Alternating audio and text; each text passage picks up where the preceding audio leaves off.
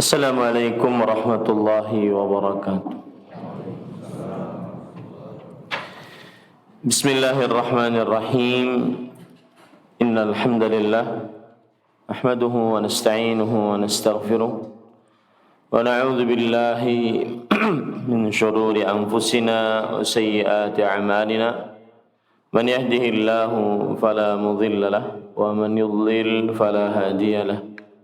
أشهد أن لا إله إلا الله وحده لا شريك له وأشهد أن محمدا عبده ورسوله يا أيها الذين آمنوا اتقوا الله حق تقاته ولا تموتن إلا وأنتم مسلمون يا أيها الناس اتقوا ربكم الذي خلقكم من نفس واحدة وخلق منها زوجها وبث منهما رجالا كثيرا ونساء واتقوا الله الذي تساءلون به والأرحام إن الله كان عليكم رقيبا يا أيها الذين آمنوا اتقوا الله وقولوا قولا سديدا يصلح لكم أعمالكم ويغفر لكم ذنوبكم ومن يطع الله ورسوله فقد فاز فوزا عظيما أما بعد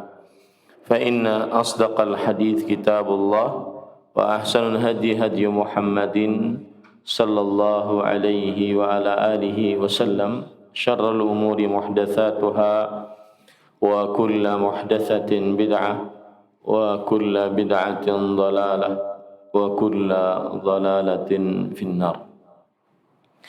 Alhamdulillah, kita bersyukur pada Allah Subhanahu wa taala pada hari ini, hari Sabtu 26 Jumadil Akhir 1443 Hijriah. Kita dimudahkan oleh Allah Subhanahu wa taala untuk duduk bersama mengkaji kembali kitab Ad-Du'a Mafhumuhu wa ahkamuhu wa akhta'un taqa'u fihi. Doa, pengertian, hukum dan kesalahan-kesalahan yang terjadi di dalamnya, yang ditulis oleh Fadilatul Syekh Muhammad bin Ibrahim Al-Hamad hafizahullahu ta'ala. Salawat dan salam semoga selalu Allah berikan kepada Nabi kita Muhammad sallallahu alaihi wa ala alihi wasallam, pada keluarga beliau, para sahabat serta orang-orang yang mengikuti beliau sampai hari kiamat kelak.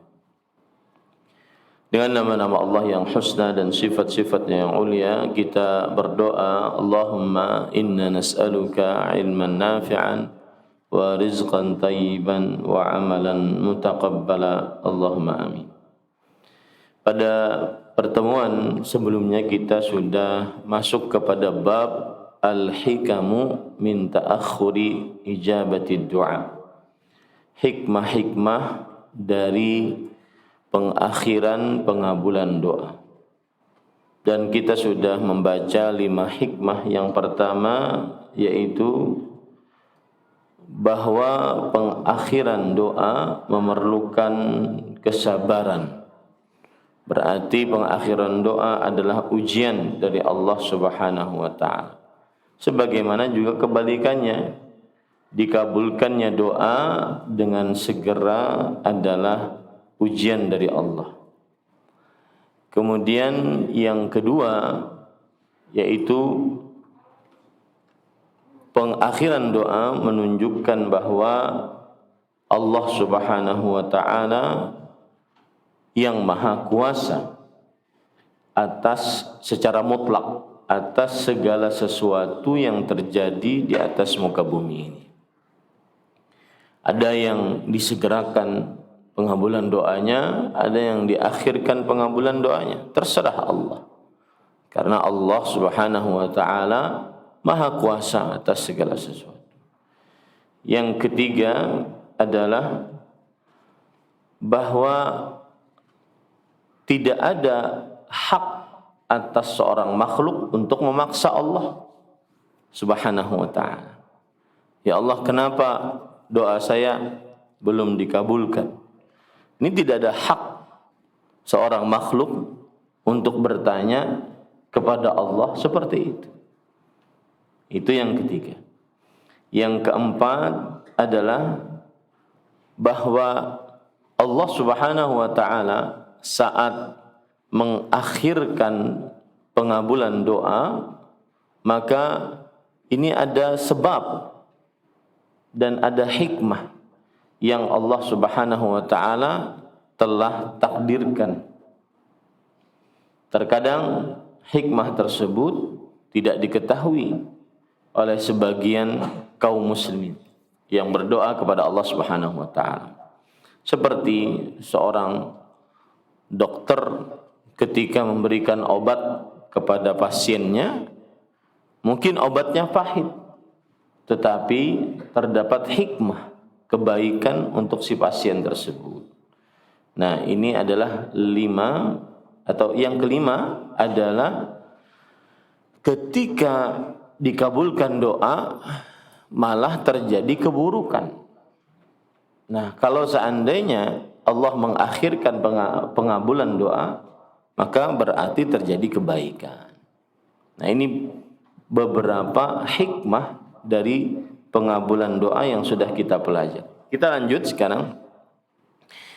Qala al-musannif rahimahullah, anna ikhtiyar Allah lil 'abdi khairun min ikhtiyar al-'abdi li nafsihi.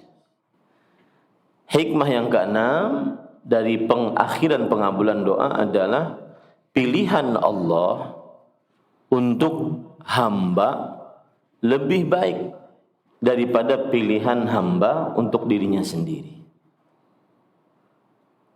Seorang hamba ketika berdoa menganggap bahwa yang dia minta baik.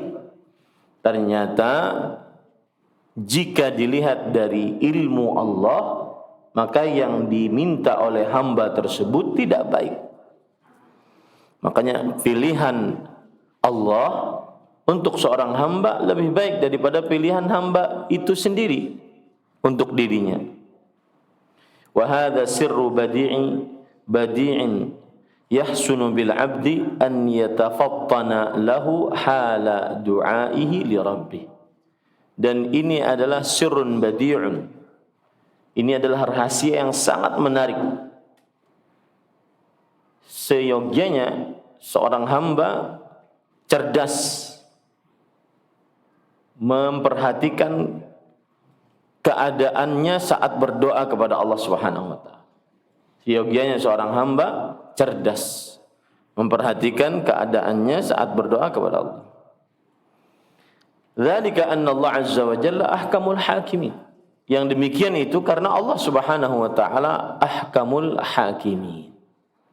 Allah Subhanahu wa taala maha hikmah dalam segala penciptanya. Wa arhamu ar-rahimin, dan Allah Subhanahu wa taala maha pengasih dari seluruh yang mengasihi. Fahuwa a'lamu bimasalihi ibadihi minhu.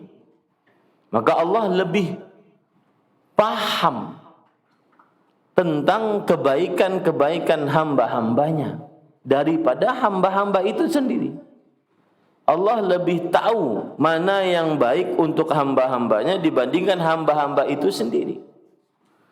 Wa arhamu bihim min anfusihim wa abaihim wa ummahatihim. Dan Allah lebih pengasih terhadap hamba-hambanya dibandingkan hamba-hambanya terhadap dirinya sendiri, atau bapak ibu hamba tersebut terhadap diri hamba tersebut. Jadi kalau seandainya ditanding kasih sayang Allah terhadap hamba dibandingkan kasih sayang seorang hamba terhadap dirinya, atau kasih sayang orang tua terhadap hamba, terhadap anaknya maksudnya, maka pada saat itu kalah dengan kasih sayang Allah Subhanahu wa taala terhadap hamba tersebut. Makanya Allah yang lebih mengetahui pengabulan doanya, mana yang lebih baik, kapan lebih baik dikabulkan. Intinya pilihan Allah lebih baik daripada pilihan hamba itu sendiri. Dan mungkin pilihan hamba malah buruk terhadap dirinya.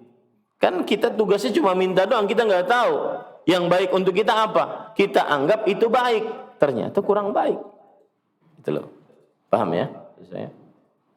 Nah, wa idza anzala bihim ma yakrahun kana khairan lahum min alla yunzilu bihim. Subhanallah ini.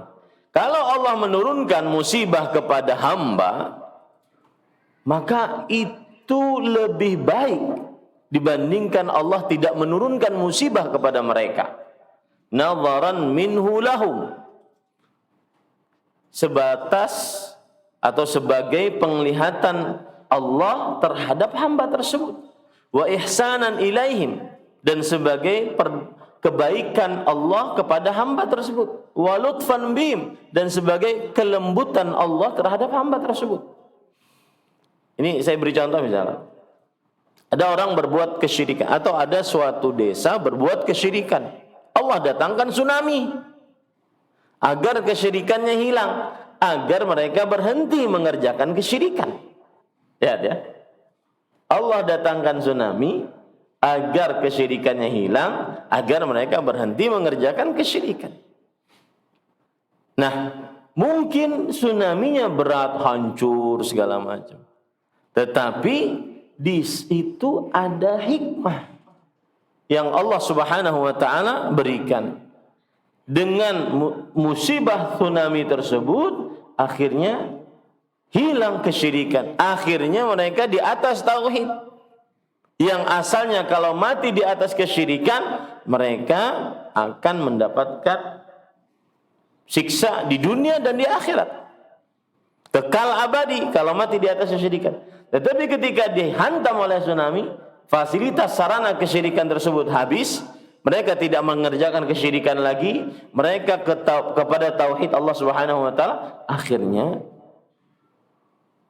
mereka bahagia dunia akhirat. Tsunami yang menghantam mereka hanya sebentar pemulihannya, mungkin setahun 2 tahun. Tetapi setelahnya mereka jauh dari kesyirikan. Nah, seperti itu. Walau mukkinu minal ikhtiyari li anfusihim la'ajazu 'anil qiyami bimasalihihim ilman wa iradatan wa amalan.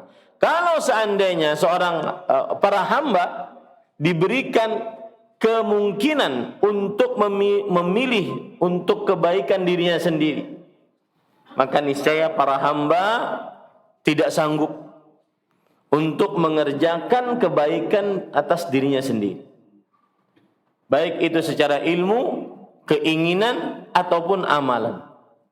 Artinya apa? Nih kata Allah, kamu hidup di sana sendiri, Silahkan pilih mana yang kamu inginkan. Doa kamu dikabulkan, terserah kamu berdoa apa saja. Maka niscaya kalau kita berdoa langsung dikabulkan oleh Allah Subhanahu wa taala, tidak ada pengakhiran pengabulan doa oleh Allah Subhanahu wa taala, niscaya kita akan sulit untuk mengabdi kepada Allah Subhanahu wa taala. Kita akan sulit untuk mengerjakan pengabdian kepada Allah Subhanahu wa taala. Nah, ini faedah yang sangat luar biasa dari pengakhiran pengabulan doa. Kemudian penulis mengatakan, lakinnahu azza wa jalla tawalla tadbira umurihim bimujibi ilmih. Akan tetapi Allah Subhanahu wa taala mengatur perkara-perkara hamba-hamba dengan ilmunya yang azali. Allah kasih dia penyakit karena Allah tahu kalau dia sehat dia kafir. Allah Subhanahu wa taala berikan musibah dia cacat karena Allah tahu dengan ilmu Allah yang azali kalau dia sehat dia akan tidak pandai bersyukur dan seterusnya. Ya, nah ini. Jadi kalau seorang hamba diberikan pilihan, dikabulkan doanya terus oleh Allah Subhanahu wa taala, pokoknya apa saja yang diminta hamba tersebut dikabulkan, maka akan sulit bagi hamba tersebut untuk melaksanakan pengabdian kepada Allah Subhanahu wa taala. Karena dia tidak tahu ternyata yang ini tidak cocok bagi dia. Ternyata rezeki segini enggak cocok bagi dia. Ternyata kesehatan seperti ini enggak cocok bagi dia. Ternyata istri seperti banyaknya seperti ini enggak cocok bagi dia. Dan seterusnya. Nah. Fa idza sallama al-'abdu lillah wa ayqana bi anna al-mulka mulkahu wal amra amrahu wa annahu arhamu bihi min nafsihi taba qalbuhu qudiyat hajatuhu aw lam tuqda.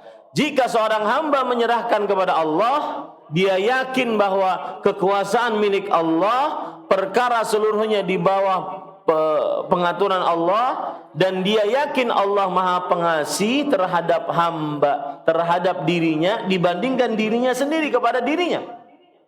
Seorang hamba yakin kepada Allah, lebih pengasih kepada dirinya dibandingkan dirinya mengasihi dirinya. Paham maksud saya enggak? Ya. Maka pada saat itu tenang hatinya. Oh, Allah kasih ini ada pasti hikmahnya. Hatinya tenang. Baik itu hajatnya dikabulkan atau hajatnya tidak dikabulkan. Baik itu doanya dikabulkan atau doanya tidak dikabulkan. Karena dia tahu bahwasanya perkara seluruhnya adalah perkara Allah. Allah lebih kasih sayang terhadap hambanya dibandingkan hamba itu sendiri kepada diri hamba itu sendiri. Jadi tenang pada saat itu para ikhwan yang dirahmati Allah. Tidak banyak menggerutu, tidak banyak mengeluh, tidak banyak terlalu mengatakan mengapa doa saya belum dikabulkan dan seterusnya. Wa idza fawwadha al-'abdu rabbahu wa radiya bima yakhtaruhu lahu amaddahu fima yakhtaruhu lahu bil quwwati 'alayhi wal 'azimati was sabri wa surifa 'anhu al-afat allati hiya 'uratu ikhtiyaril 'abdi li nafsihi wa arahu min husni 'awaqibihi ikhtiyarahu lahu ma lam yakun liyasila ila ba'dihi bima yakhtaruhu huwa li nafsi. Jika seorang hamba menyerahkan kepada Allah urusannya, ridha dengan pilihan Allah, Allah akan beri dia kekuatan untuk menjalankan yang telah Allah pilihkan untuknya. Allah akan berikan tekad bulat untuk menjalankan apa yang Allah pilihkan untuknya. Allah akan berikan kesabaran untuk mengerjakan apa yang Allah telah pilihkan untuk hamba tersebut. Allah akan jauhkan kesulitan-kesulitan, ya, yang mana dia akan datang kalau seandainya seorang hamba memilih untuk dirinya sendiri. Allah akan perlihatkan akibat yang baik dari pilihan Allah untuk hamba tersebut. Ini para ikhwan yang dirahmati oleh Allah Subhanahu wa taala. Yang mana pilihan itu akibat baik tersebut tidak akan sebaik kalau seandainya dia menginginkan untuk dirinya sendiri. Saya akan jelaskan satu-satu. Jika seorang hamba menyerahkan urusannya kepada Allah, ridha dengan pilihan Allah, satu, Allah akan berikan kekuatan untuk mengerjakan pilihan yang telah Allah pilihkan untuk hamba tersebut. Contoh, orang berdoa ingin kaya, ternyata hidupnya pas-pasan, bahkan terkadang banyak kurangnya. Ya, maka pada saat itu Allah akan memberikan kekuatan kepada dia. Dengan pilihan Allah untuk hamba tersebut, kamu miskin aja karena kamu cocoknya miskin. Kamu sederhana saja karena kamu cocoknya sederhana. Karena kalau enggak sederhana hidupmu, kamu akan sombong, kamu akan takabur, congkak, merendahkan orang dan seterusnya. Buang-buang harta dan seterusnya. Kamu miskin saja, kamu sederhana saja. Itu pilihan Allah untuk si hamba. Maka Allah akan memberikan kekuatan. Allah akan memberikan tekad. Allah akan memberikan kesabaran atas itu. Allah Subhanahu wa taala akan menghilangkan keburukan-keburukan dari dirinya karena Allah telah pilihkan untuk hamba tersebut yang paling pantas untuk dirinya. Ya. Allah akan memperlihatkan kebaikan-kebaikan akibat dari pilihan Allah untuk hamba tersebut dibandingkan kebaikan yang hamba tersebut pilih untuk dirinya sendiri. Allah akan perlihatkan kebaikan yang lebih baik. Oh, ternyata hikmahnya ini tuh. Saya 20 tahun berdoa agar dimudahkan berdagang, tapi gagal. Ternyata hikmahnya ini lebih baik. Coba kalau seandainya Allah mengabulkan saya lebih dahulu sebagaimana dulu saya minta sesuai dengan permintaan saya, maka nih saya mungkin susah bagi saya untuk sekarang lebih taat kepada Allah Subhanahu wa taala. Terus seperti itu. Ya. Begitu perasaannya. Wa hadza yurihuhu minal afkaril mut'abah fi anwa'il ikhtiyarat. Dan ini meringankan. Ya, perasaan ini pilihan Allah lebih baik deh buat saya. Perasaan seperti ini meringankan pemikiran yang meletihkan dia dengan berbagai macam pilihan. Saya beri contoh, ini kasus ada seorang suami sudah ngaji, selingkuh, berzina. Selingkuh sampai zina, naudzubillah. Sudah ngaji jenggotan. Maka saya sering mengatakan, jenggotmu bukan jaminan kamu tidak bermaksiat, terutama saat sendirian. Ya, selingkuh, zina, datang ke saya. Gimana Ustadz solusinya? Nanti kalau saya begini, mungkin kita akan mengatur cara seperti ini. Jadi dia masih saja menyandarkan kekuatan manusiawinya untuk mengatur takdirnya. Paham nggak maksud saya? Manusia kan sering begitu. Terutama kalau sudah kepepet, dia akan mikir. Nah, ini yang disebutkan oleh penulis bahwa ketika dia menyerahkan kepada Allah, ridha dengan pilihan Allah, itu akan meringankan pikirannya yang menyempitkan dia, yang mencapekkan dia dari berbagai macam pilihan-pilihan yang dia sudah pikirkan. Saya akan maju ke istri saya, Ustadz, minta maaf. Kemudian saya akan berusaha ke orang tuanya melalui pamannya. Kemudian saya begini. Semua. Dia pikirkan dengan otaknya yang terbatas dan sangat terbatas. Dia pilihkan takdirnya dengan pilihan dia sendiri. Makanya kan doa yang paling indah salah satunya yang kita baca setiap pagi, Ya Hayyu Ya Qayyum birahmatika astaghits aslih li sya'ni kullah fala takilni ila nafsi tarfat ain. Wahai yang maha hidup, yang berdiri sendiri, dengan rahmat-Mu aku minta pertolongan dalam keadaan yang sempit. Perbaiki seluruh urusanku. Jangan sandarkan diriku kepada diriku walau sekejap mata. Lihat, indah sekali doanya. Ini para ikhwan yang dirahmati Allah. Karena kalau kita menyandarkan urusan kita kepada kita, kita akan mempunyai banyak pilihan. Kenapa? Karena kita tidak tahu apa yang lebih baik untuk kita. Setelah menit ini, setelah hari ini, setelah jam ini, nggak tahu kita kan. Maka akhirnya kita mikir, menghayal sendiri takdir kita. Kebanyakan manusia saat melakukan kesalahan, kemudian ketahuan, kepepet, akhirnya dia mikir sendiri. Ya, ada orang kepepet oleh keluarganya, berhutang online banyak sampai puluhan juta, mikir sendiri, takut dihakimi oleh keluarganya. Setiap kali ditanya oleh keluarganya nggak jawab, nggak pernah jujur, karena dia masih memikirkan, oh nanti begini, nanti jalannya begini. Dia mengatur takdirnya sendiri, padahal dia tidak tahu mana yang lebih baik untuk dia. Paham nggak maksud saya? Nah, kalau orang saat berdoa kepada Allah kemudian belum dikabulkan oleh Allah Subhanahu wa taala, lalu dia rela dengan apa saja keputusan Allah, dia serahkan apa saja keputusan Allah Subhanahu wa taala, dia akan menghilangkan dari dirinya pikiran-pikiran tadi yang menyempitkan, yang mencapekkan pikirannya. Wa yufrigu qalbahu min at-taqdirat wat tadbirat allati yas'adu minha fi uqbah wa yanzilu fi ukhra. Dan dia akan mengosongkan dari semua kemungkinan begini, nanti kalau saya caranya begini ngaku kepada istri, kemungkinan dia minta cerai, Ustaz. Lalu nanti kalau sudah minta cerai, nanti anaknya siapa yang ngasuh? Dia ngatur dirinya sendiri. Pernah nggak pian begitu? Hati-hati itu. Itu tanda orang tidak menyerahkan diri kepada Allah. Ya.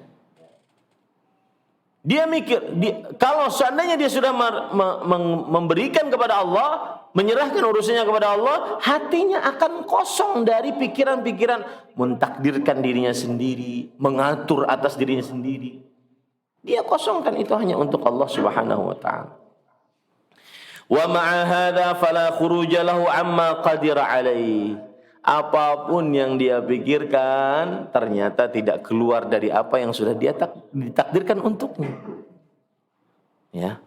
Lihat lemahnya manusia ya. Saya kira Ustadz, pilihan saya ke kiri itu hasilnya akan A misalkan. Ternyata saya pilih ke kiri hasilnya D.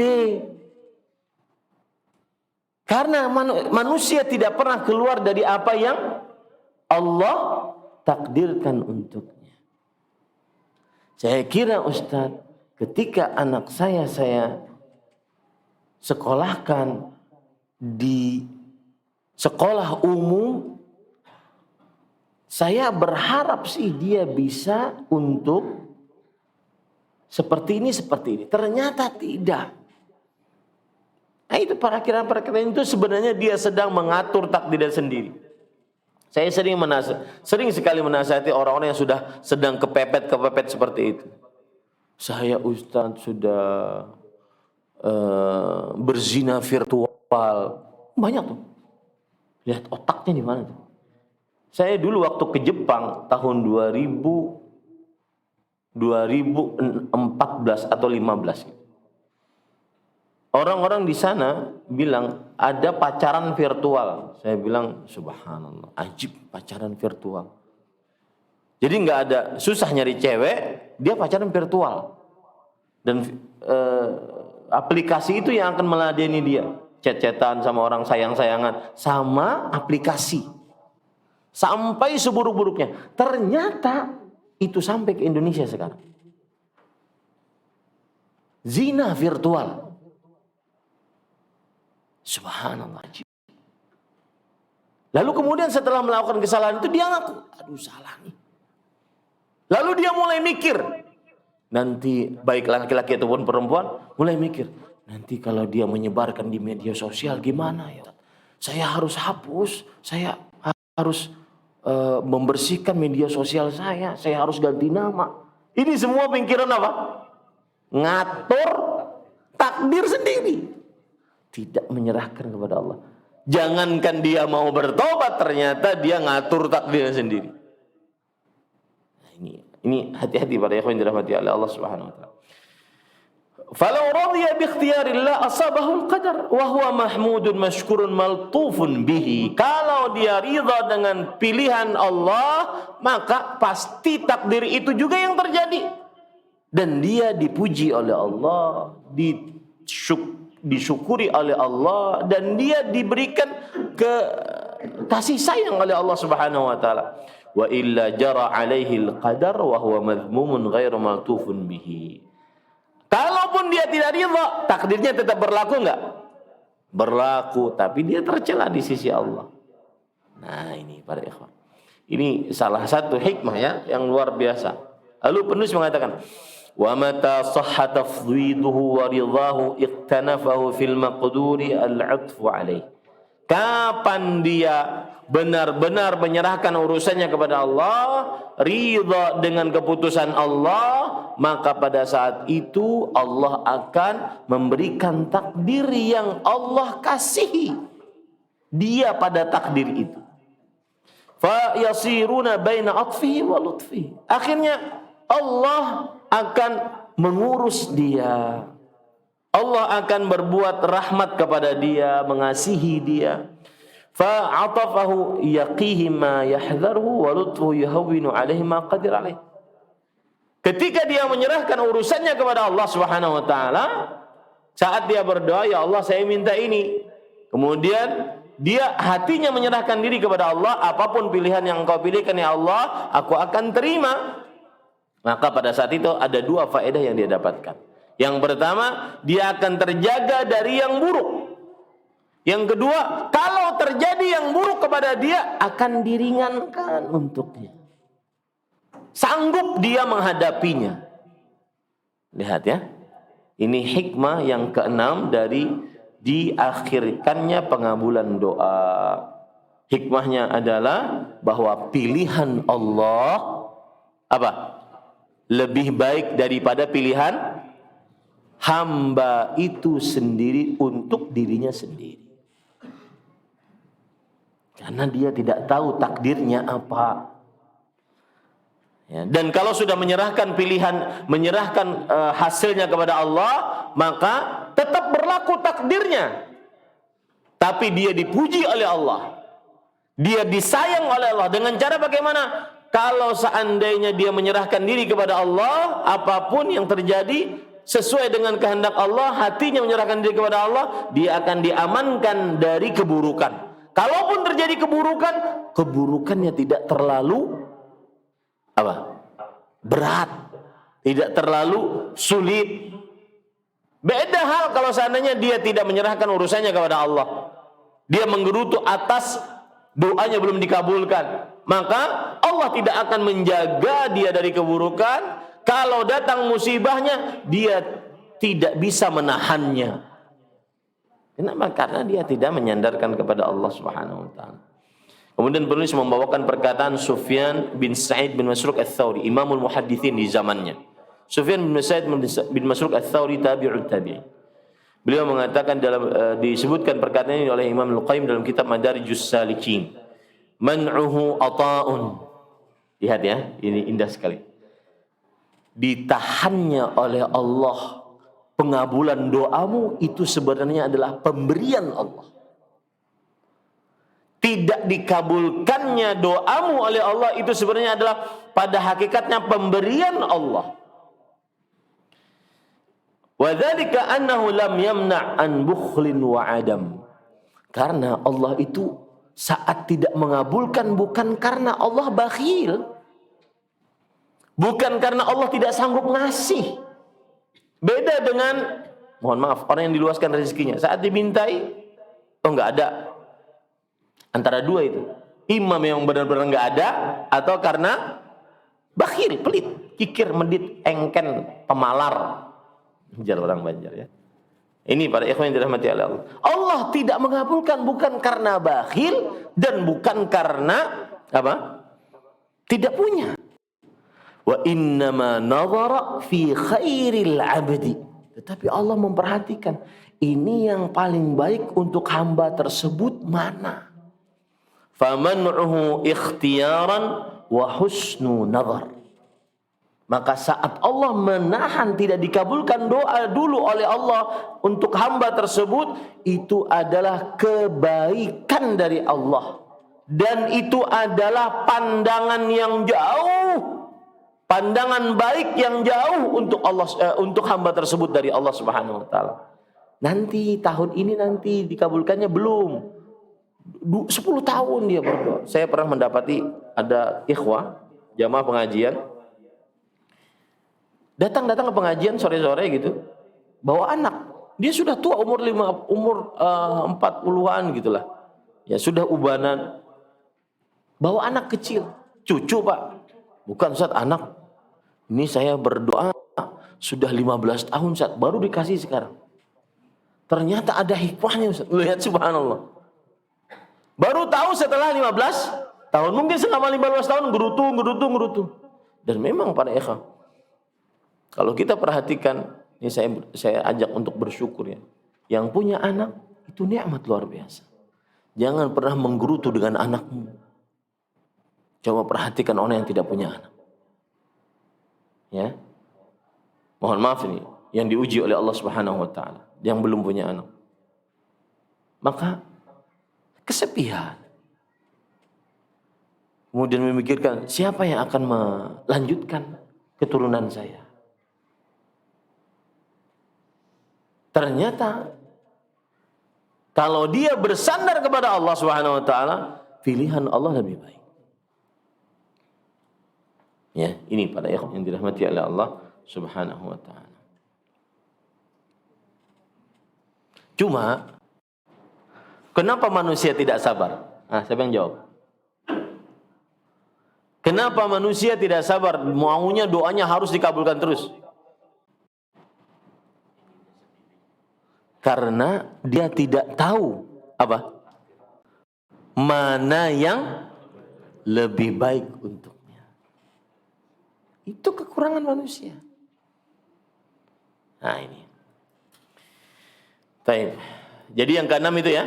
Apa tadi? Keenam, hikmah dari pengakhiran pengabulan doa, bahwa pilihan Allah lebih baik daripada pilihan manusia itu sendiri. Mengapa? Karena Allah mengetahui takdir hamba tersebut, sedangkan manusia tidak tahu apa takdirnya.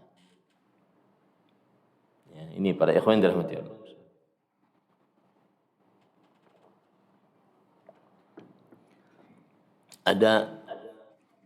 Tapi kita tidak berharap juga seperti ini ya. Ada orang dua suami istri bekerja di Arab Saudi. Kemudian karena dia pekerjaannya pekerja yang profesional, gajinya tinggi.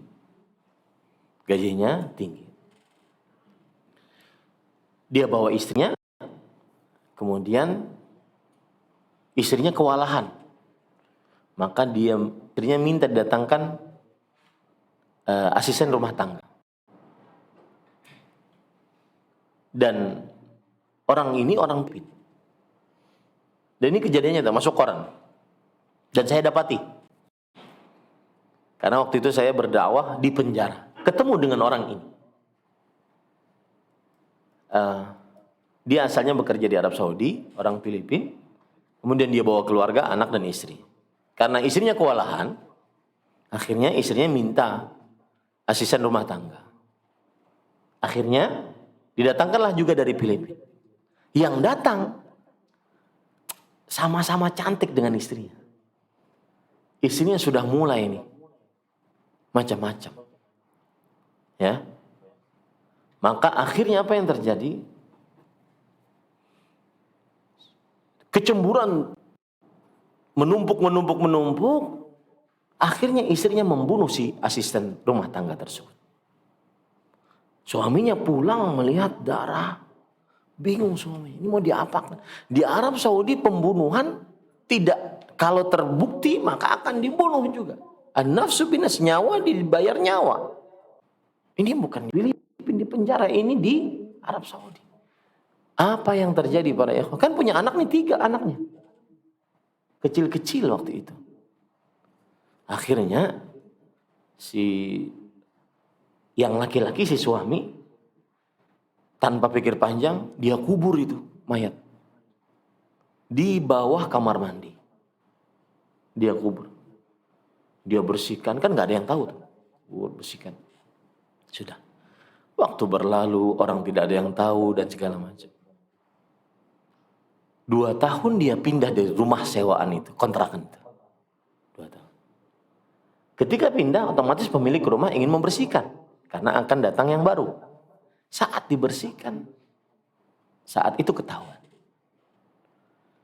Saat itu ditangkap keluarga tersebut. Terbukti mengaku dan semisalnya. Suami masuk penjara laki-laki, bertemu dengan saya bertemu dengan dia. Perempuan masuk penjara perempuan. Anak-anaknya dititipkan. Semua keluarganya ini masuk Islam.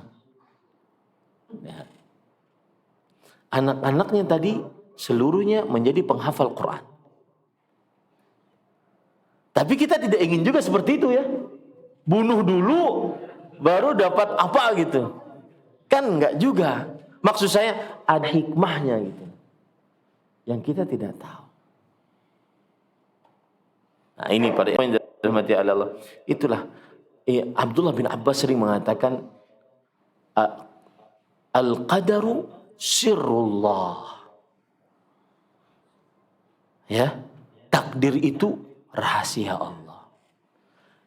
Saya sering mikir dan bahkan saya tanyakan kepada guru besar akidah saya waktu di Madinah. Kan urusannya kalau kita bicara takdir terus merunut sampai kepada satu pertanyaan. Mengapa Allah menciptakan iblis? Mengapa Allah menciptakan iblis? Yang mengakibatkan akhirnya Adam keluar, Hawa keluar alaihissalam dari surga. Kemudian manusia di dunia bermaksiat. Ada gangguan. Coba di surga aja selesai. Itu ujung pertanyaan. Saat itu beliau menjawab saya, al-qadaru sirrullah. Takdir itu adalah apa? Rahasia Allah. Dan kita sebagai seorang hamba wajib beradab kepada Allah. Apa adabnya? La yus'alu amma yaf'alu wa hum yus'alun.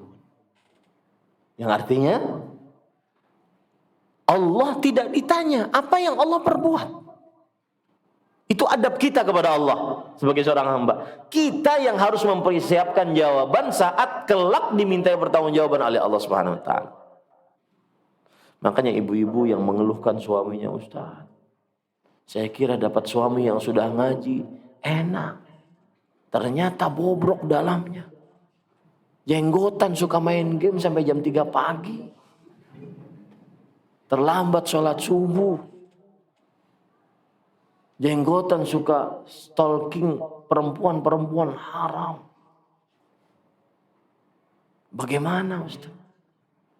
Maka kembali kita katakan bahwasanya mengapa seperti itu Ustaz? Al-qadaru sirrullah. Takdir adalah apa? Itu ujung pertanyaan takdir. Sudah, setelah itu kita nggak berhak lagi untuk berbicara itu. Jadi semua yang ditanyakan oleh manusia itu ujung pertanyaan takdir. Nah, maka kalau kita pikirkan kembali tadi, pilihan Allah lebih baik untuk kita dibandingkan pilihan kita untuk diri kita sendiri. Karena kita tidak tahu apa yang terbaik untuk kita sesuai dengan takdir kita. Taib. Yang ke-7, hikmah diakhirkannya pengabulan doa. annal insana la ya'lamu 'aqibata amrih, farubbama yatlubu ma la yahmadu atau la yuhmadu 'aqibatuhu, wa rubbama kana fihi daruruhu, kamathali tiflin mahmumin yatlubul halwa wa hiya la tunasibuhu. Hikmah yang ketujuh adalah manusia tidak mengetahui akibat dari perkaranya. Akhir dari nasibnya dia tidak tahu. Mungkin dia minta sesuatu yang tidak baik akibatnya. Bahkan mungkin yang dia minta itu buruk untuk dia. Seperti seorang anak kecil minta-minta permen. Maka sebenarnya permen itu tidak cocok untuknya. Nah, itu contoh. Ya, tidak cocok untuknya. Dia sukanya yang manis, akhirnya menggemuk giginya, kemudian giginya rusak, badannya lemah karena terlalu gemuk. Dia minta sesuatu sesuai hawa nafsunya. Ternyata yang diminta bukannya baik akibatnya, malah buruk akibatnya. Ini penyebab manusia akhirnya tidak tahu mengapa diakhirkan pengabulan doanya oleh Allah Subhanahu wa taala. Itu hikmah. Wal mudabbirul insani a'lamu bimasalihihi. Saya kalau sudah baca yang seperti ini tuh suka sekali, jujur suka. Dan yang mengatur, yang maha mengatur manusia paling tahu apa yang baik untuk hambanya. Siapa yang maha mengatur? Allah. Kenapa saya suka? Karena saya tuh bangga punya Tuhan. Allah tuh bangga. Allah maha kuasa, Allah maha pencipta, Allah maha pengatur. Terutama para ikhwan, ini saya katakan, terutama saat kita hidup sulit, ekonomi sulit, keperluan banyak, permasalahan ada, manusia diuji macam-macam. Diuji dengan dirinya sendiri, dengan penyakit, dengan syahwat, dengan syubhat. Diuji dengan keluarganya, mungkin dirinya sehat walafiat, dirinya kaya, dirinya nyaman, tapi diuji oleh istrinya, diuji oleh anak-anaknya. Yang ketiga, diuji oleh hartanya. Manusia diuji macam-macam oleh Allah Subhanahu wa taala. Perhatikan keadaan manusia. Dan bahkan ada perkataan menarik tentang ujian ini.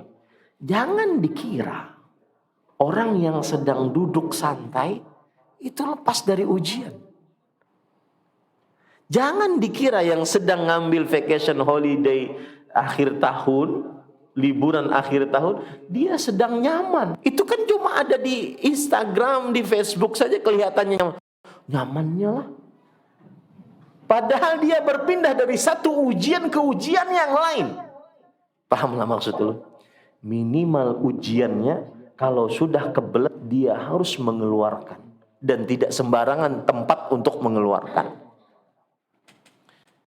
Ya, makanya jujur saya kalau sudah membaca tentang kuasa Allah itu, gimana gitu.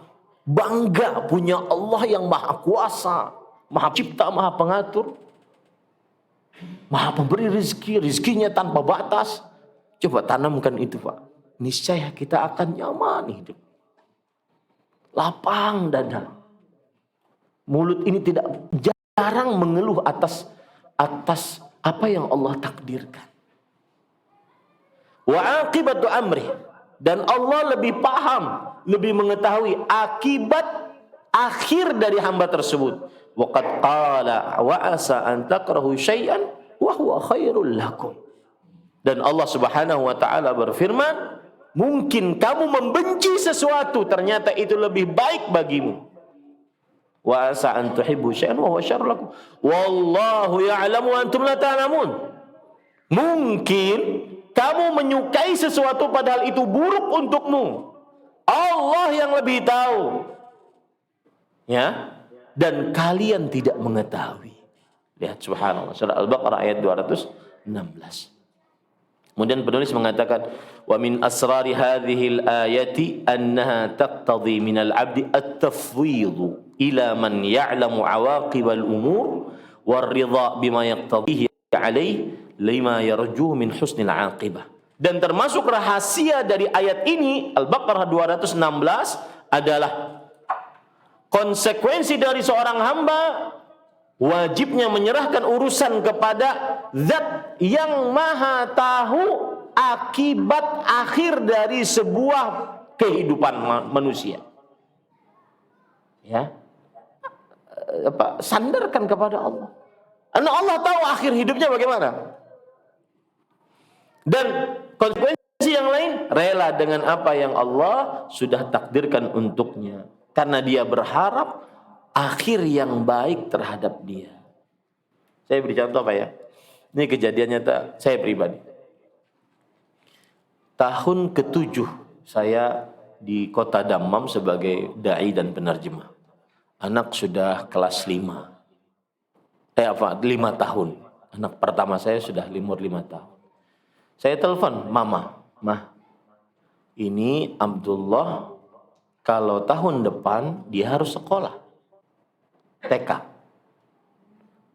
Apakah saya melanjutkan di sini, tinggal di Saudi, atau saya pulang?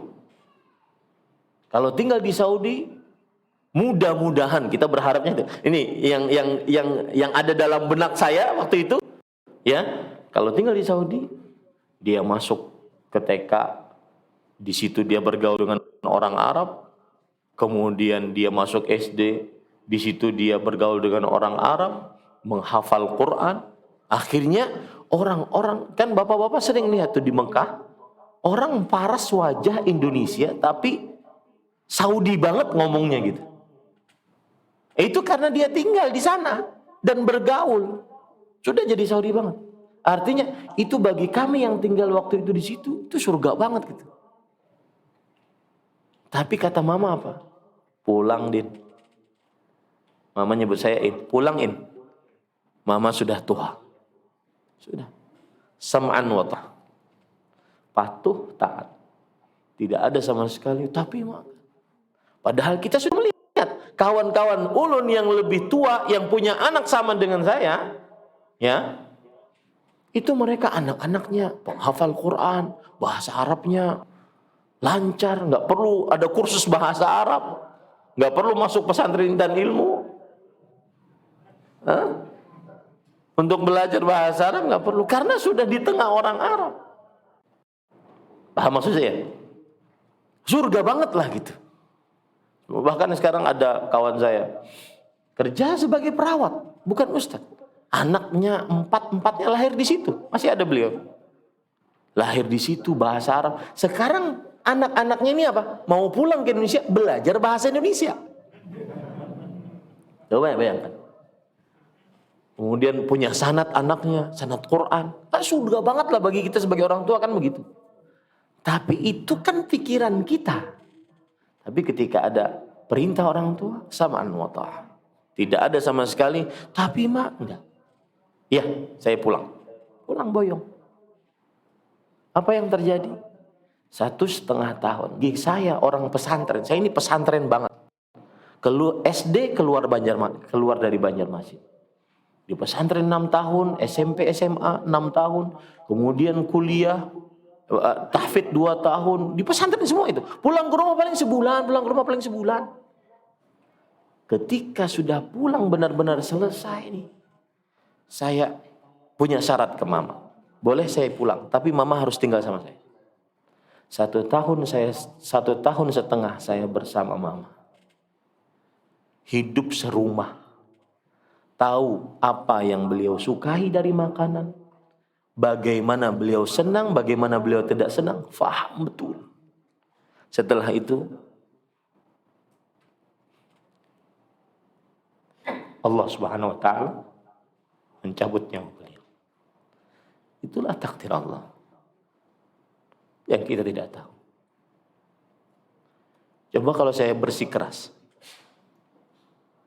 saya tidak akan mendapati kenikmatan 1,5 tahun tersebut.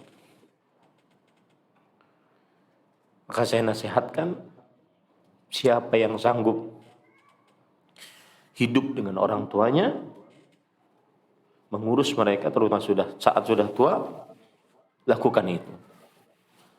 Tidak perlu mengeluhkan nasibmu dengan saudara-saudaramu. Saya sering mengatakan untuk bakti orang tua, kita sebenarnya saat berbakti kepada orang tua, menunggu orang tua itu kapan mati. Sedangkan orang tua mengurus kita, mereka berharap kita besar, dewasa, sukses. Nah, ini para ikhwan yang dirahmati Allah Subhanahu wa taala. Jadi kita enggak tahu. Allah yang lebih tahu hikmah dari penciptaannya.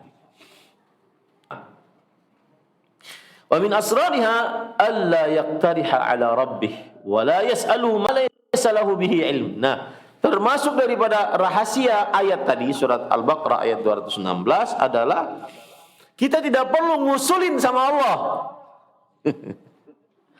Ya, enggak perlu ngusul. Ya Allah, saya usul untuk hidup saya itu begini. Enggak perlu. Karena mungkin usulan kita tidak cocok untuk kita. Allah yang lebih tahu apa yang cocok bagi kita. Dan kita tidak minta sesuatu yang kita tidak tahu ilmu di dalamnya. Ya. Itu ayat itu rahasia seperti itu. Fala'alla fihi madarratahu wa huwa la ya'lam. Mungkin itu malah keburukannya dan dia tidak menyadari itu. Yang dia minta malah buruk. Mungkin dia tidak menyadari. Ada hadis qudsi berbunyi begini. Inna min ibadi man law aghnaytuhu la afsadathu al-ghina. Wa inna min ibadi man law syafaituhu man law sahhahtu lahu jismah la afsadathu as-sihhah. Ada dari hamba-hambaku yang kalau aku berikan kekayaan, kekayaannya merusak imannya. Ada dari hamba-hambaku yang kalau aku sehatkan badannya dari penyakitnya, kesehatannya merusak imannya. Ayo pilih mana biar sekarang. Ya, miskin tapi beriman, atau kaya tapi tidak beriman. Belum milih kaya tapi beriman. Ya, ini pada ikhwah. Maksud saya seperti itu. Kita tidak tahu apa rahasia Allah Subhanahu wa taala. Fala yakhtaru ala rabbih, maka dia tidak memilih di atas pilihan Tuhannya. Bal yas'alu husnal aqibah fima yakhtaruhu lahu. Tapi dia minta kepada Allah apa yang terbaik dari urusannya. Ya Allah, pilihkan aku apa yang terbaik. Makanya kan di dalam doa salat istikharah ada lafadznya begini. Allahumma in kana hadzal amru khairan li fi dini wa ma'ashi wa khairan li fi dini wa dunyaya wa ma'ashi wa aqibatu amri faqdurhu li wa yassirhu li. Ya Allah, kalau seandainya perkara ini baik bagiku di dalam urusan agamaku, duniaku, kehidupanku dan kematianku, maka takdirkan itu untukku dan mudahkan urusannya kepadaku. Wa in kana syarran li fi dini wa dunyaya wa ma'ashi wa aqibatu amri fasrifuhu anni. Dan jika buruk untukku di dalam urusan agamaku, duniaku, kehidupanku dan akhir hidupku, maka jauhkan itu dariku. Nah, ini para ikhwan yang dirahmati. Karena kita tidak tahu apa yang terbaik untuk kita, maka kita minta sesuai dengan yang Allah pilihkan. Kemudian Imam Ibnu Sa'di berkata, "Walihadza min lutfillahi ta'ala li'abdihi annahu rubbama tamihat nafsuh li sababin minal asbabid dunyawiyyah." Oleh sebab itulah termasuk daripada kelembutan kasih sayang Allah untuk hambanya, mungkin hamba tamak terhadap sesuatu, menginginkan sesuatu karena dia ingin dunia. Allati yadhunnu biha idraka bughyatah, yang dengan sesuatu tersebut dia mengira dia akan bisa mencapai angan-angannya. Faya'lamullahu annaha tudirruh, tetapi Allah lebih tahu bahwa yang dia minta itu berbahaya untuknya. Wa tasuddu amma yanfa'uhu, dan malah menutupi apa yang bermanfaat untuknya. Fayahulu bainahu wa bainaha. Maka akhirnya dengan dikabulkan doanya, kalau dikabulkan, maka akan menghalangi dia dengan kebaikan tadi. Fayadhillul abdu kadihan. Maka akhirnya kalau sudah dikabulkan, maka hamba tersebut tidak suka dengan pengabulan ini. Karena ternyata dari pengabulan ini tidak dapat yang dia inginkan. Walam yadri anna rabbahu qad latufa bihi. Dan dia tidak tahu sebenarnya Allah sedang berkasih sayang kepada dia. Hatta abqa lahul amran nafi'. Dan sebenarnya Allah sedang menyediakan bagi dia perkara yang lebih bermanfaat untuknya. Wa sarafa anhu al-amr ad-dar. Dan Allah palingkan dari dia perkara yang buruk untuk. Saat tidak dikabulkan doa, ingat itu baik-baik. Oh, mungkin ini yang lebih bermanfaat. Oh, kalau mungkin dikabulkan, mungkin akan berbahaya untuk saya. Terus seperti itu, letakkan. Ya, jadi ini yang ketujuh, bahwa manusia tidak tahu akhir akibat dari perkara yang dia hadapi. Mana yang baik untuknya dia tidak tahu. Itu yang ketujuh. Yang kedelapan, ad-dukhulu fi zumratil mahbubin. Hikmah dari pengakhiran pengabulan doa adalah orang ketika doanya tidak dikabulkan, maka berarti diuji oleh Allah. Dan siapa saja yang diuji oleh Allah, maka berarti dia dicintai oleh Allah. Nah, ini dia. Orang ketika doanya tidak dikabulkan, maka berarti dia sedang diuji oleh Allah. Dan orang yang sedang diuji oleh Allah berarti itu tanda cinta Allah kepada hamba tersebut. فَالَّذِينَ يَدْعُونَ رَبَّهُمْ وَيَبْتَلُونَ بِتَأَخُّرِ الْإِجَابَةِ عَنْهُمْ يَدْخُلُونَ فِي زُمْرَةِ الْمَحْبُوبِينَ الْمُشَرَّفِينَ بِمَحَبَّةِ رَبِّ الْعَالَمِينَ فَهُوَ سُبْحَانَهُ إِذَا أَحَبَّ قَوْمًا ابْتَلَاهُمْ. Orang-orang yang berdoa kepada Tuhannya, Allah Subhanahu wa taala. Dan Allah uji mereka dengan pengakhiran pengabulan doa.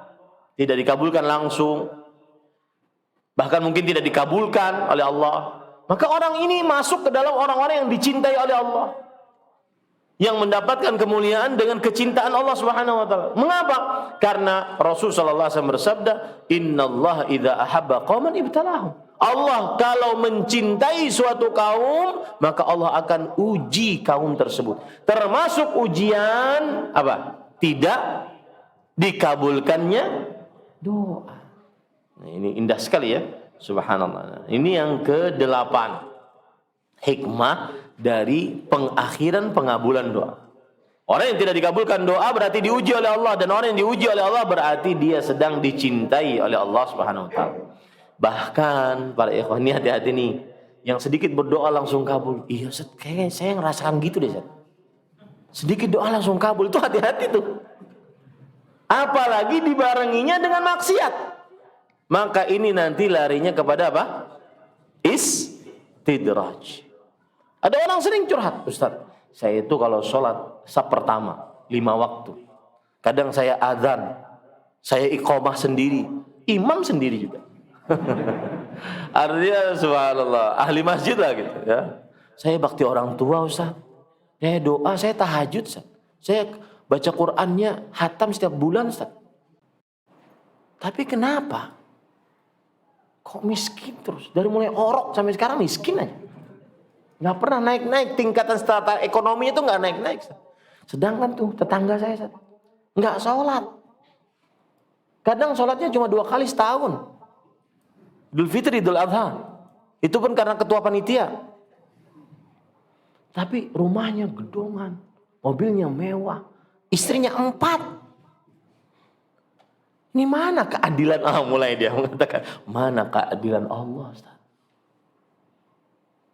Maka para ikhwan, salah satu jawabannya adalah tadi yang kita katakan tadi, bahwasanya minimal orang yang belum dikabulkan doanya, bukan minimal, orang yang belum dikabulkan doanya berarti sedang diuji oleh Allah, dan dia berarti sedang dicintai oleh Allah. Kalau ada yang bertanya, Ada apa dengan cinta Allah? Ya. Ada apa Ustaz dengan cinta Allah? Maka jawabannya, orang yang dicintai oleh Allah di dunia pasti selamat, di akhirat apalagi. Di dunia dari sekujur tubuhnya, dari ujung kepalanya sampai ujung kakinya diberi petunjuk oleh Allah. Tidak melihat kecuali yang diridhoi oleh Allah. Tidak mendengar kecuali yang diridhoi oleh Allah. Tidak berjalan ke sebuah tempat kecuali yang diridhoi oleh Allah. Ya, tidak berbuat kecuali yang diridhoi oleh Allah Subhanahu wa taala. Tidak berucap kecuali yang diridhoi oleh Allah Subhanahu wa taala. Maka diberi petunjuk oleh Allah. Rasul sallallahu alaihi wasallam bersabda dalam hadis qudsi riwayat Bukhari, "Fa idza ahbabtu kuntu sam'ahu alladhi yasma'u bih, wa basarahu alladhi yubsiru bih, wa yadahu allati yabtishu biha, wa rijluhu allati yamshi 'alayha. Wa idza sa'ala Allah a'tahu." Yang artinya, jika aku telah mencintai hamba tersebut, aku akan menjadi pendengarannya yang dengannya dia mendengar, penglihatannya dengan melihat, tangannya yang dengannya dia memegang, kakinya yang dengannya dia berjalan. Dan jika wala in sa'alani la'utiyanna, jika dia berdoa minta sesuatu, aku pasti kabulkan doanya. Lihat, subhanallah. Itu fungsi dicintai oleh Allah. Wala in ista'adzani la'u'idzanna, jika dia minta perlindungan, aku akan benar-benar lindungi dia. Ini fungsi dicintai Allah. Itu di dunia. Belum di akhirat. Di akhirat bagaimana? Rasul sallallahu alaihi wasallam bersabda, "Lallah lan yulqillahu habibahu finnar." Demi Allah, Allah tidak akan pernah menceburkan yang dicintainya ke dalam neraka. Maka pada saat itu para ikhwan yang dirahmati oleh Allah Subhanahu wa taala, yang tadi ya hati-hati nih, sekali doa kabul Ustaz. Saya sering banget Ustaz seperti itu. Kabul Ustaz. Padahal sholat masih bolong-bolong. Ya. Padahal masih banyak maksiat. Itu istidraj. Yakin itu istidraj. Rasulullah SAW bersabda, "Idza ra'aitallaha yu'til 'abda 'ala ma yuhib wa huwa muqimun 'ala ma'asi fa'lam annahu istidraj." Fatala qaulahu ta'ala, kemudian Allah Subhanahu wa taala berfirman yang artinya, "Akhadnahum baghtah hatta idza farihu bima utu akhadnahum baghtah fa idza hum mublisun." Yang artinya, jika engkau melihat Allah memberikan kepada seorang hamba apa saja yang diinginkan oleh hamba tersebut dari kenikmatan-kenikmatan dunia, padahal si hamba ini maksiat, maka ketahuilah bahwa itu adalah istidraj. Kemudian Rasulullah SAW membaca ayat, hatta idza farihu, sampai jika hamba ini senang dengan maksiat, karena dapat nikmat, maksiat nikmat, senang dia, maka Allah cabut nyawanya tiba-tiba saat dia sedang bermaksiat. Berarti mendapatkan apa? Su'ul khatimah, akhir hidup yang buruk. Nah, ini para ikhwan, itu jawaban bagi orang yang tadi mengeluh seperti itu. Yang ke-9, annal makruha qad ya'ti bil mahbubi wal aqsu bil aqs. Fa idza sahhat ma'rifatul 'abdi bi rabbih alima yaqinan anna al makruhat allati tusibuhu wal mihan allati tanzilu bihi wallati minha ta'akhkhuru ijabati du'a annaha tahmilu fi tayyatiha duruban minal masalih wal manafi' la yuhsihi 'ilmuhu wa la yuhitu biha fikratuhu. Bahwa kadang sesuatu yang dia benci mendatangkan kebaikan. Ini hampir sama aja berkatnya. Yang dia benci mendatangkan kebaikan. Yang dia sukai malah mendatangkan keburukan. Berdoa tidak dikabulkan Allah, dia benci. Ternyata itu mendatangkan kebaikan. Kemudian berdoa dikabulkan oleh Allah, dia senang, ternyata itu mendatangkan keburukan. Allahu Akbar. Ya, ini para ikhwan.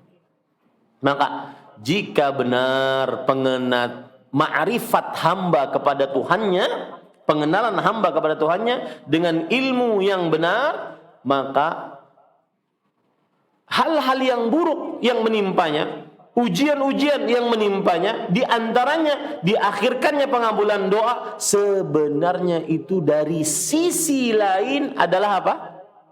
Kebaikan dari siapa? Allah. Dan itu tidak diilmui oleh hamba. Ya, itu tidak bisa difikirkan oleh hamba. Ini para ikhwah yang dirahmati oleh Allah Subhanahu wa taala. Saya beri contoh. Nabi kita Muhammad SAW. Dari mulai lahir sudah yatim. Dari mulai lahir sudah yatim. Kemudian besar sedikit sudah diwafatkan ibunya.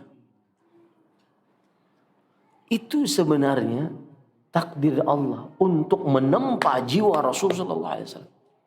Dan faedahnya ada dua minimal. Yang pertama sabar, menumbuhkan kesabaran saat berdakwah. Yang kedua, beliau sangat pengasih terhadap para hamba-hambanya. Makanya ketika Rasulullah SAW bersabda, ana wa kafirul yatimi kahataini fil jannah. Aku dan orang yang orang yang mengurus anak yatim seperti ini di surga. Aku dan yang mengurus anak yatim seperti ini di surga. Itu sebenarnya beliau sedang menceritakan siapa? Diri beliau sendiri. Karena beliau merasakan bagaimana beratnya jadi anak yatim. Nah, faedahnya luar biasa ya para ikhwan dirahmati Allah. Bal inna maslahatal abdi fima yakrahu a'zama minha fima yuhibbu. Bahkan kebaikan seorang hamba di dalam yang dibenci oleh hamba itu lebih besar dibandingkan yang disukai oleh hamba. Ini enggak suka nih, sakit, na'udzubillah, kena COVID, dia enggak suka. Ternyata itu baik untuknya. Dibandingkan dia sehat, kemudian tidak sakit, ya, ternyata ada keburukan untuk. Fa'amatu masalihin nufus fi makruhatiha. Subhanallah, ini perkataan agung sekali. Kebanyakan kebaikan hamba pada takdir-takdir buruknya. Ya, garis bawah itu baik-baik. Kebanyakan kebaikan seorang hamba pada takdir-takdir buruknya. Hamba tersebut merasa ini takdir buruk. Kemiskinan, kemudian orang yang dicintai diwafatkan. Siapa contohnya? Kebanyakan, apa contohnya maksud saya? Kebaikan seorang hamba kebanyakan pada takdir buruknya. Contohnya apa? Ummu Salamah. Meninggal suaminya Abu Salamah. Lalu diperintahkan oleh Rasulullah SAW berdoa, Allahumma jurni fi musibati wa khlif li khairan minha. Ya Allah, berikan pahala aku dalam musibahku ini dan gantikan untukku dari Abu Salamah yang lebih baik. Ummu Salamah berpikir, siapa yang lebih baik dari Abu Salamah? Ternyata siapa? Rasulullah. Ini ajib, ini perkata, amatu masalihin nufus fi makruhatiha. Yang artinya kebanyakan kebaikan seorang hamba pada takdir-takdir buruknya. Secara duniawi aja, bukan ukhrawi lagi. Duniawi aja. Ada orang kadang-kadang di sekolah diremehkan orang. Pernah nggak lihat berita-berita gitu ya, di media sosial? Nggak lulus SMP, dianggap orang aneh, ya. Dianggap ini nggak ada masa depan kayaknya nih, nggak ada kemampuan. Ternyata kawan-kawannya yang dulu di kelas excellent jadi pegawainya. Sedangkan dia dianggap tidak ada apa-apanya. Bahkan gurunya sudah ngecap, kamu ini sulit untuk sukses. Ternyata gurunya bekerja sama dia. Ma'amatu masalihin nufus fi makruhatiha. Kebanyakan kebaikan hamba pada takdir-takdir buruknya. Kama anna 'ammata madharriha wa asbabi halakatiha fi mahbubatiha. Dan kebalikannya, kebanyakan keburukan hamba pada hal-hal yang dicintainya. Pada hal-hal yang dicintainya. Apalagi Pak, kita di zaman sekarang ini disodorkan, di frame. Anak-anak kita disuruh nonton YouTube, nonton media sosial yang di dalamnya cuma ajaran hedonisme. Tidak kaya, tidak sukses. Buang-buang uang, nyerok-nyerok uang, tidur di atas uang, rumah megah, saking megahnya kolam renangnya ada 5, ngapain juga? Mau berenang di mana dia? Jadi lumba-lumba. Ya. Kemudian harus mobil mewah, mobil mewahnya 10-20, orang pantatnya cuma 1. La haula. Itu yang di frame oleh media sosial untuk anak-anak kita. Maka para ikhwan yang dirahmati, kadang-kadang malah itu yang buruk untuk. Dan itu kejadian. Ketika ada seorang santri di pesantren berpikir, dia kan di pesantren sering dicekoki. Kamu harus jadi pendakwah. Ini adalah lebih baik untuk kehidupanmu. Dia tapi karena keseringan melihat sosial media, maka dia berpikir nanti kalau saya jadi pendakwah, duit dari mana? Kemudian usaha bagaimana? Dan seterusnya. Akhirnya berpindah haluan dia. Jadi pedagang. Dan saya diceritakan ini oleh Syekh Ibrahim bin Amir Ad-Duhail. Ya. Waktu itu saya curhat. Syekh, saya ini pengajar di pesantren saya. Dan saya tidak ngambil apa-apa dari pesantren, ngajar saja. 1% pun saya tidak ngambil. Sama sekali. Apakah saya harus dagang? Saya kan punya anak istri juga saya. Kata Syekh, cukupkan apa yang Allah kasih. Dan tetaplah di jalan ilmu dan dakwah. Saya punya pengalaman, murid saya yang dulu sampai doktor, saya isyraf, saya bimbing dia sampai dapat gelar doktor di sebuah negara, bukan di sini. Kemudian dia pulang. Dia menyibukkan dirinya dengan dagang. Ketika saya ke negara tersebut, saya ketemu dengan dia. Bau-bau ilmu agama hilang. Itu kan menyedihkan sekali. Sampai dokter loh Pak. Yang di hadapan Bapak ini cuma S1 aja. Sampai dokter. Hilang Ahmad kata beliau. Hilang. Sibukkan dengan ilmu, amal dan dakwah. Cukupkan dengan apa yang Allah kasih. Didik anak istrimu dengan itu. Maka itu kadang-kadang seseorang makanya saya katakan sampai santri-santri kita sekarang kan nggak lepas dari media sosial. Saya tanya tuh satu-satu santri saya, pulang kamu ngapain? Nonton nggak? Main media sosial nggak? Karena di pesantren saya nggak boleh main media sosial, nggak Ustaz, kita nggak. Pokoknya saya nanya aja ya, kamu yang jawab kan ada malaikat, saya nggak tahu. Saya cuma nanya. Iya Ustaz. Nonton nggak? Nonton Ustaz. Saya tanya satu-satu santri saya. Itu yang konklusi yang kami dapat adalah dari pengurus pesantren, santri dicekoki dengan framing hedonisme. Harus kaya. Padahal kadang-kadang yang dia inginkan dari kekayaan tersebut bisa merusaknya. Dan ternyata ada santri yang seperti itu, bukan santri di pesantren saya. Ada yang santri seperti itu. Dia merasakan, ya saya sudah dapat AdSense, dapat. Tapi apa ya, kayaknya ada yang hilang aja gitu dari ilmu di pesantren. Ilmu agama yang semestinya saya berjuang di dalamnya, hilang aja. Saya sibuk dengan dunia sekarang. Endorse. Nggak selesai endorse. Ya, nggak selesai endorsement.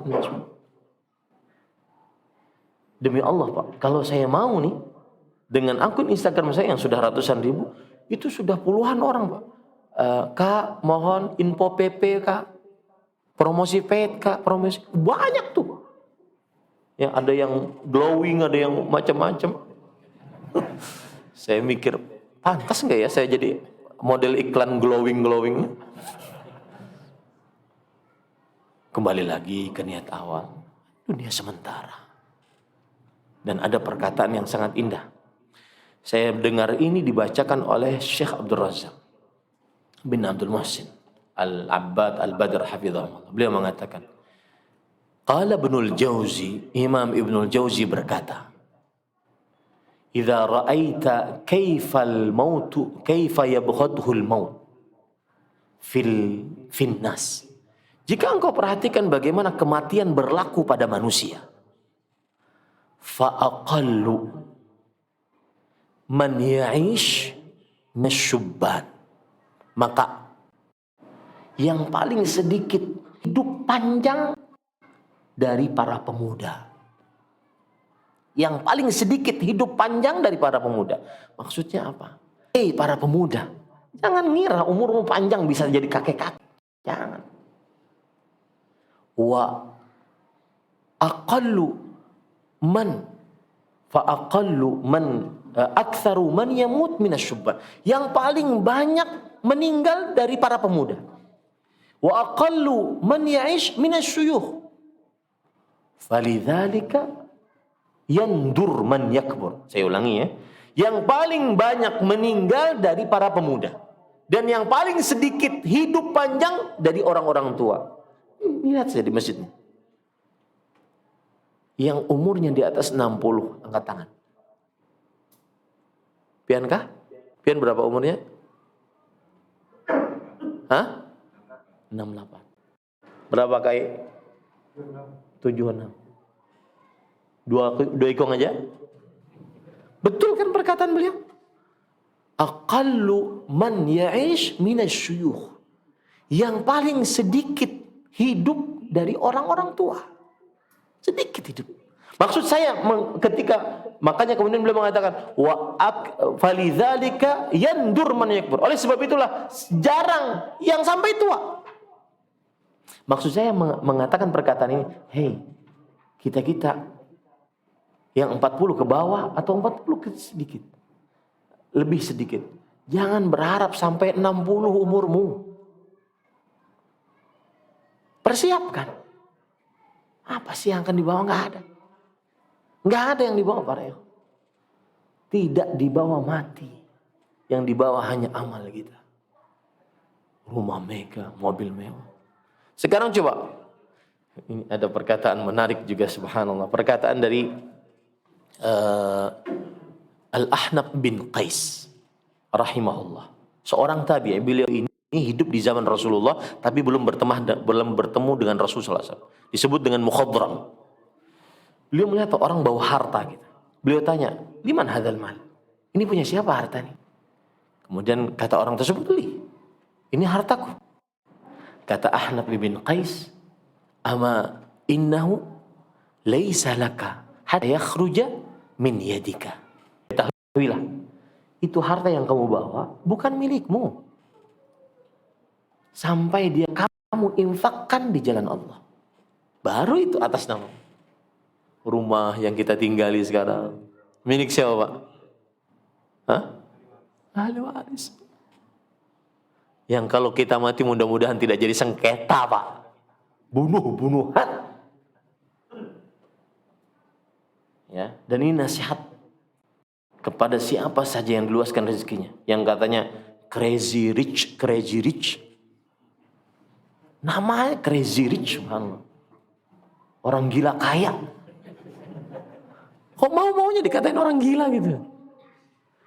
Kalau mati dan kematian tidak berbau dan kematian paling banyak pada anak muda, mudah-mudahan jangan sampai kekayaannya menjadi sengketa yang menyebabkan orang berbunuh-bunuhan. Segera infakkan di Allah Subhanahu wa taala.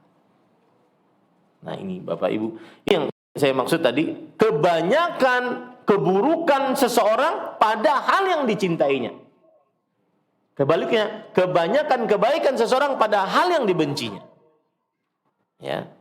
Allah Ta'ala fa'asa an takrahu syai'an wa yaj'alallahu fihi khairan katsira. Dalam surah An-Nisa ayat 19, mungkin kamu membenci sesuatu, ternyata Allah menjadikan di dalam sesuatu yang kamu benci tersebut kebaikan yang sangat banyak. Kebaikan yang sangat banyak.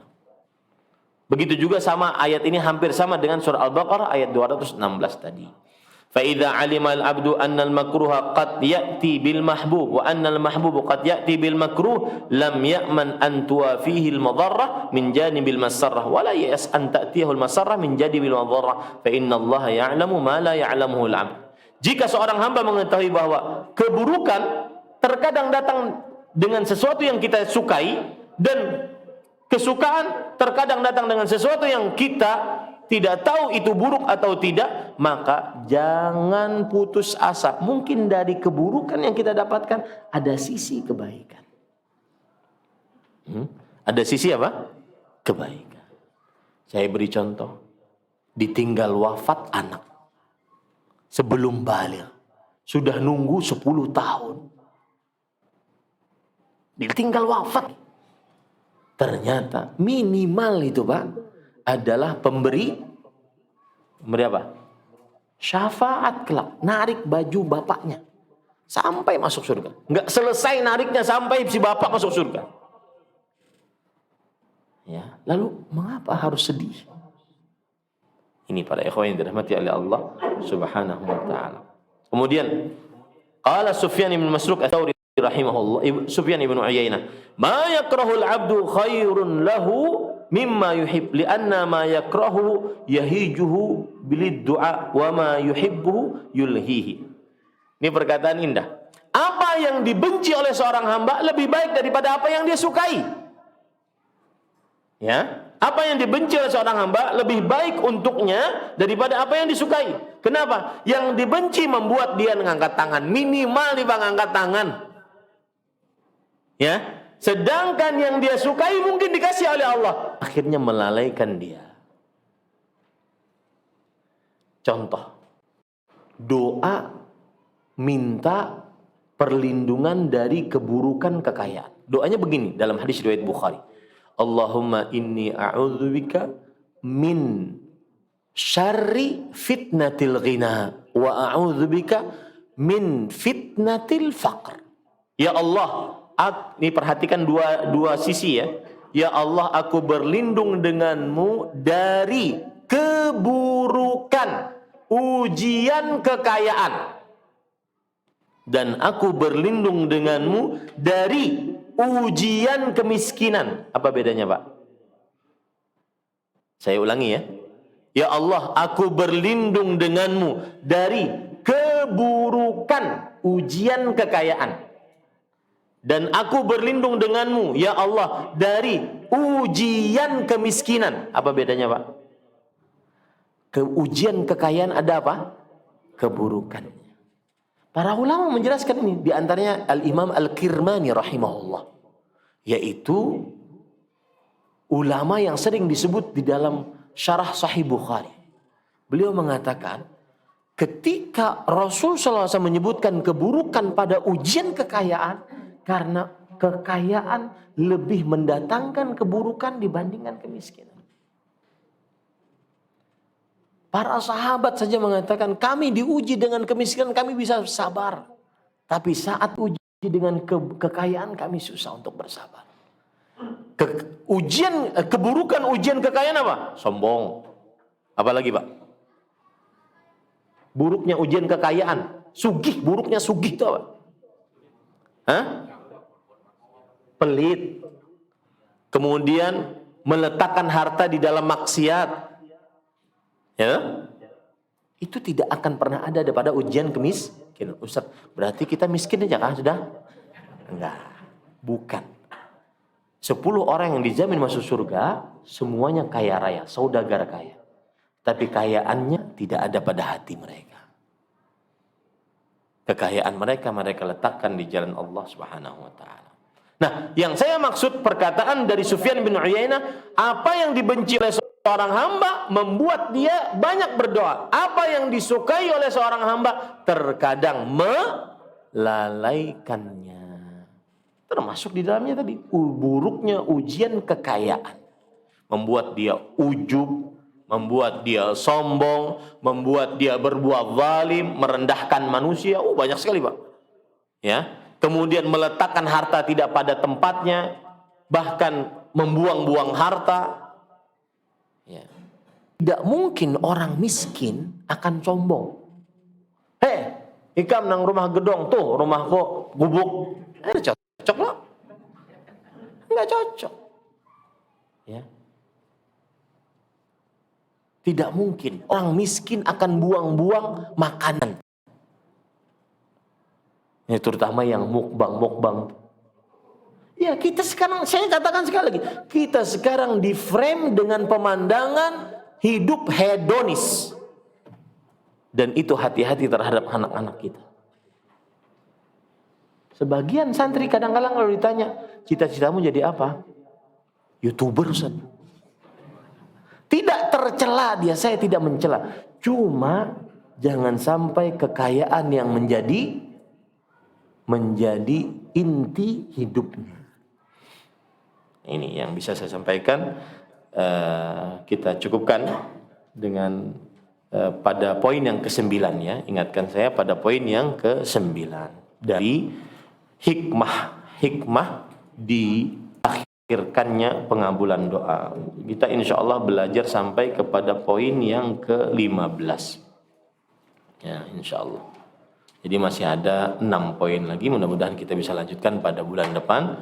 Sallallahu Nabi Muhammad walhamdulillahirabbil alamin. Wassalamualaikum warahmatullahi wabarakatuh.